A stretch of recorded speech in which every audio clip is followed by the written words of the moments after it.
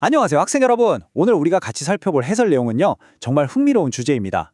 관점의 렌즈, 즉 줌인과 줌아웃에 관한 내용인데요. 아마 오늘 이 내용을 듣고 나면 여러분이 매일매일 배우고 생각하고 세상을 이해하는 방식이 완전히 달라질지도 몰라요. 아무리 복잡한 개념이라도 제가 아주 쉽고 재미있게 풀어드릴 테니까요.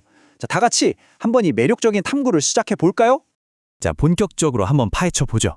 여러분, 다들 스마트폰 카메라 많이 쓰시잖아요. 길을 걷다가 진짜 조그만 벌레나 예쁜 꽃잎 같은 걸 발견하고 카메라로 엄청 크게 줌인해서 자세히 본 적 다들 있으실 거예요. 그러다가 다시 쫙 줌아웃해서 전체 풍경을 한눈에 담아보기도 하죠. 근데 참 재미있는 게요. 우리가 스마트폰 렌즈를 가지고 노는 이 일상적인 행동이 사실 우리 뇌가 현실을 인식하고 정보를 처리하는 방식이랑 완전 똑같다는 겁니다. 그러니까 우리 머릿속에도 일종의 보이지 않는 카메라 렌즈가 들어있다고 보시면 돼요. 이걸 아주 기가 막히게 설명한 분이 되십니다. 바로 인류학자 그레고리 베이트슨인데요. 베이트슨의 핵심 주장은 이렇습니다. 우리는 세상을 이해할 때 세상의 특정한 특징들에 초점을 맞추는 경향이 있다는 거예요. 즉, 세상의 모든 걸 한꺼번에 통째로 받아들이는 게 아니라는 거죠. 대신에 우리는 머릿속 카메라 렌즈를 어떤 특정한 부분에 쫙 줌인해서 거기를 집중적으로 파고들면서 지식을 쌓고 세상을 파악한다는 겁니다. 생각해보면 정말 무릎을 탁 치게 만드는 통찰력 아닌가요? 그럼 이 개념이 실제로 어떻게 작동하는지 알아보기 위해 아주 흥미로운 대상을 하나 모셔오겠습니다. 바로 오리너구리입니다. 진짜 독특하게 생긴 친구죠? 자, 이제부터 여러분 각자가 다큐멘터리의 감독이라고 한번 상상해보는 거예요. 손에 성능 좋은 카메라를 딱 들고 이 오리너구리를 피사체로 삼아서 렌즈를 이리저리 돌려보는 겁니다. 베이트슨의 이론이 실제로 어떻게 적용되는지 우리가 직접 카메라 렌즈를 조작하면서 체험해보자고요. 이게 진짜 기가 막히게 상황을 잘 보여주는데요. 자, 렌즈를 아주 깊이 오리너구리의 털 하나하나가 보일 때까지 극단적으로 한번 줌인해 볼게요. 이렇게 미시적으로 쫙 들어가면요. 우리는 그 털들이 각각 다르게 생겼다는 걸 알게 됩니다. 각각의 개체들이 보여주는 아주 다양하고 독특한 행동 하나하나를 정말 세밀하게 관찰할 수 있는 거죠. 자, 그럼 이번엔 카메라를 끝까지 한번 줌아웃 해보겠습니다.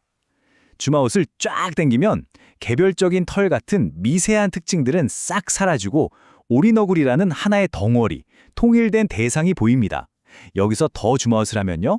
오리너구리라는 종 전체, 아니면 이 친구들이 살아가는 거대한 생태계 전체가 우리 시야에 떡하니 들어오게 되는 거죠. 줌인을 하냐 줌아웃을 하냐에 따라 눈앞에 완전히 다른 세상이 펼쳐지는 겁니다. 자, 이렇게 시야를 바꾸는 것에 대해서 좀 더 살펴볼까요?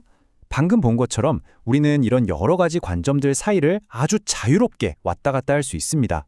굳이 하나의 시야에만 갇혀 있을 필요가 전혀 없다는 거죠. 하지만 여기서 꼭 기억해야 할 게 하나 있어요.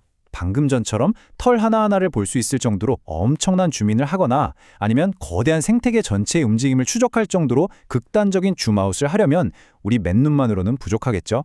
그럴 땐 현미경이나 인공위성 같은 추가적인 도구, 그리고 그걸 다루는 특별한 기술들이 필요해집니다. 그래서 여기서 가장 중요한 핵심은 바로 이겁니다. 절대 잊어선 안 될 아주 크리티컬한 규칙이 하나 있어요. 우리가 제 아무리 성능 좋은 도구를 가지고 있고 또 관점을 아무리 자유자재로 바꿀 수 있다고 해도 말이죠. 우리는 한 번에 오직 하나의 관점만 취할 수 있다는 겁니다. 이게 정말 중요한 사실이에요. 줌인을 하면서 동시에 줌아웃을 할 수는 없잖아요. 미시적인 작은 세계와 거시적인 큰 세계를 정확히 똑같은 순간에 완벽하게 집중해서 본다는 건 불가능합니다. 우리의 초점은 어느 한순간에는 철저하게 딱 하나뿐이라는 거죠. 여기서 정말 재밌는 포인트가 뭔지 아세요? 바로 우리가 무엇에 주의를 기울일지 우리 스스로 선택해야 한다는 점입니다. 우리는 각 동물들이 하는 다양하고 개별적인 행동 패턴에 딱 집중할 수도 있고요. 아니면 이 동물들을 하나의 종으로 묶어주는 공통점에 주목할 수도 있습니다. 그것도 아니면 훨씬 더 거대한 생태학적 패턴의 아주 작은 일부로서 이 동물들을 바라볼 수도 있죠. 중요한 건 이겁니다. 우리가 어떤 렌즈를 선택하느냐에 따라서 똑같은 오리너구리를 보고 있는데도 불구하고 우리의 이해와 지식은 완전히 달라지게 된다는 거예요. 베이트슨이 남긴 이 말이 아주 핵심을 찌르는데요. 가능한 모든 관점은 특정 측면을 강조하고 다른 측면은 무시하는 것을 수반한다. 와, 정말 깊은 울림을 주지 않나요? 이건 우리가 어떤 걸 이해하려고 할 때 필연적으로 치러야 하는 일종의 거래 같은 겁니다.